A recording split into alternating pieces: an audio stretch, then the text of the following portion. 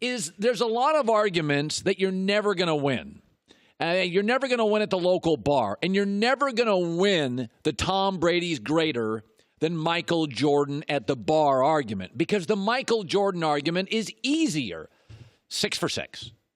6 finals, 6 wins, 6 MVPs. Nobody mentions he, played for 15 years. That's too complicated. That's why people don't play golf. 330 million Americans, 3 play golf. Why? Because it's hard. It's a hard argument. You're never going to win that. Michael had the Be Like Mike brand, the shoe culture. He was the first corporate superstar in America that all the corporations jumped on. You're never going to win that argument. But I can make arguments for Brady. Think about this. Football is much less forgiving than basketball. Football is much more precise than basketball. If a quarterback in a Super Bowl makes 2 mistakes, one doesn't even have to be him. It can be a tip ball that's intercepted. You lose the game. In the NBA, you could have 3 atrocious games in the finals and still win. I this morning went and looked up Michael Jordan's worst NBA final games. He had a 9 for 26 clunker, an 11 for 28. Sonics, Jazz, Lakers. It didn't matter. He had a better team, and you can have a terrible night shooting in the NBA. And you got tomorrow night, game 2, game 3, game 4. Football is much more precise and much less forgiving. Advantage Brady. Number 2 is Brady won with several different stars. There was the Deion Branch era. There was the Corey Dillon era. There is the Gronk era. As he's deteriorated, now it's the Edelman era. Brady's won with several Robins. He's Batman. He's had a lot of Robins.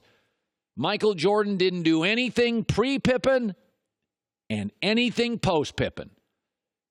Michael Jordan struggled to win playoff series. Forget titles. He struggled to win playoff series without Scottie Pippen. Even in college, he won a title with James Worthy. James Worthy left 2 years in college. He didn't win the next year without James Worthy. Okay, advantage Tom. Here's the third one. Tom, in a sport where even practice is hard. Football practice is hard. Basketball practice, I had it in high school. It's fun. You sweat. There's a lot of drills that are fun. Football practice, and I love football. I hated football practice. It's hard. And yet Tom Brady has gone 18, 19 years, never missed a beat. Emotionally, Michael Jordan quit twice. He quit. It's too much. It's too emotionally draining. He quit twice. In a sport that's easier, that elevates the star, that worships the star, that back massages the star. He had his own dressing room with the Bulls. Football, rain, sleet, practice, tackled, hurt, always 19 years, not a break. Advantage Tom. I can make all those arguments for Tom, but I also know that Michael's the first corporate superstar, and Michael was cooler, and cooler matters, and Be Like Mike, and the Nike bubble. I can't win those arguments.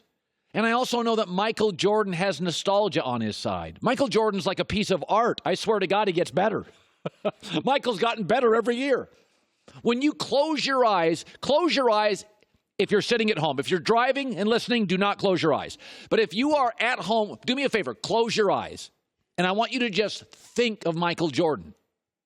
You don't even remember the Orlando Woolridge Jordan's a ball hog years. You don't remember Quentin Daly.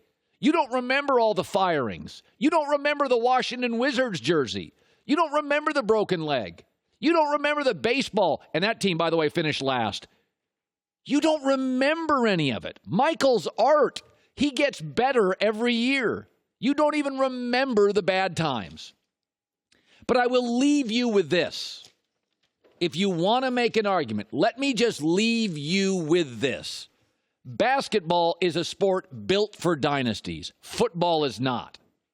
In 13, just remember this, 13 NBA players have 6 rings. 1 NFL player does. Last name Brady, first name Tom. There's my argument.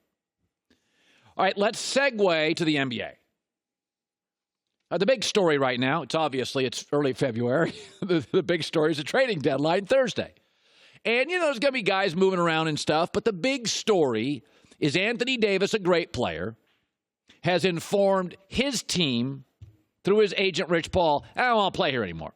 I've given you guys like 6.5 years. You've messed up trades, signed bad contracts, had a bunch of coaches. I'm out. And I always support the mobile player.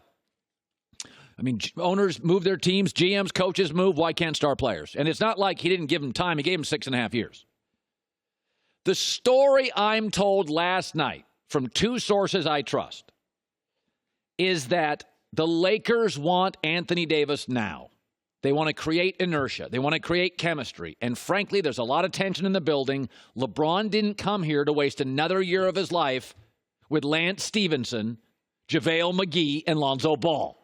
That's not why LeBron came to the Lakers. There is intense pressure to get it done. And the Pelicans know this. And the Pelicans have leverage here. A, they know the Lakers need AD now. Secondly, I am told there is massive pressure on the Pelicans general manager, Dell Demps, from other league executives to not trade Davis to the Lakers now. If you're going to do it at the end of the year. Nobody's going to do the Lakers any favor. The Lakers have been the rich, good-looking guy at the high school reunion. People are tired of him. They're the most glamorous franchise. They've got all the titles. They've had all the free agents. And now they've got LeBron, who people already resent, many in the NBA, because he's kind of manipulating the league and moving guys around. There is massive pressure on Dell Demps to not make this move now. And the Pelicans have a little, tension there because the Lakers just keep adding player and draft pick and player and draft. The Lakers are now up to 8 players and swallowing a horrible contract, Solomon Hill. 8 players between picks and players and a bad contract. I've never seen a trade in terms of overall people more lopsided. I still think you always want the star over the other guys. But here's what's going to be interesting. The Lakers are acknowledging, I'm told, they're going to have to wildly overcompensate. They're going to have to give more picks than they want, potentially 4 first-round picks. They're going to have to give more players than they want, essentially all of their good young players.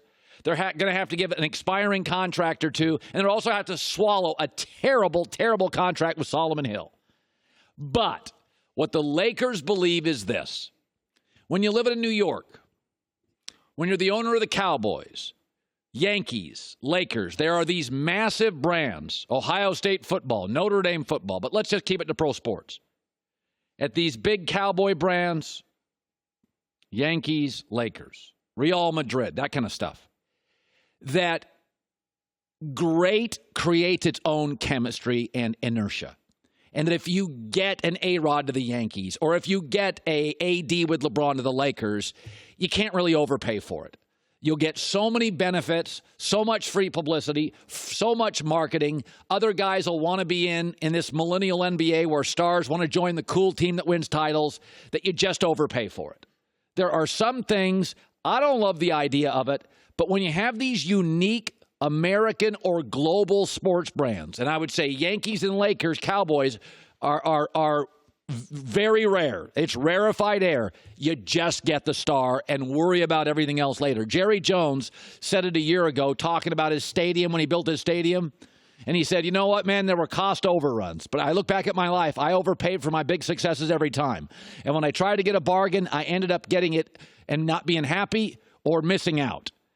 And this was sort of the Steinbrenner philosophy with the Yankees. It's the Jerry Jones philosophy, and the Lakers now are having to kind of own the fact they're giving away all their draft picks, all the mentoring, all the coaching, all the work, all the everything. It just leaves, and you get Anthony Davis, and it will create a momentum and an inertia that for these big brands pays off.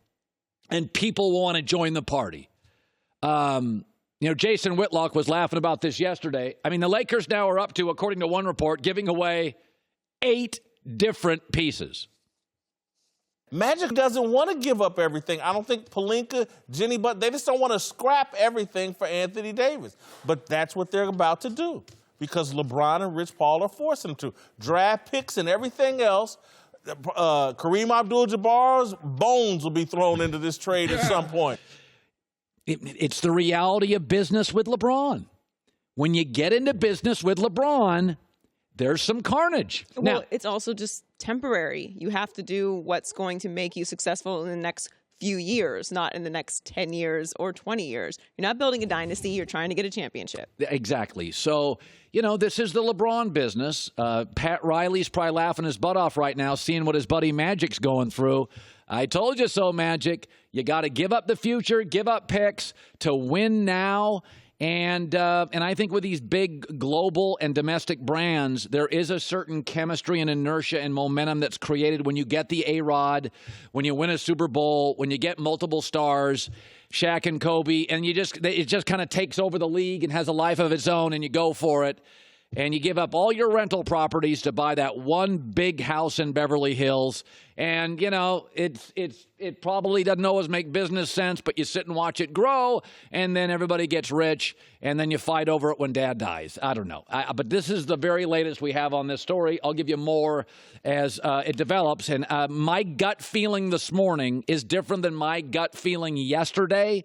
My gut feeling this morning is the Lakers do not get Anthony Davis by Thursday, which is going to raise another huge question, which I'll get to later in the show. I thought 24 hours ago it was going to happen. I don't think so today, this morning, based on my source that said Dell Demps is facing intense pressure from around the league to not let the Lakers have AD now. There is an anti-Laker bias in this league. There's no question about it. There has been for years. People are tired of the Lakers getting all the attention, love, glamour, and players.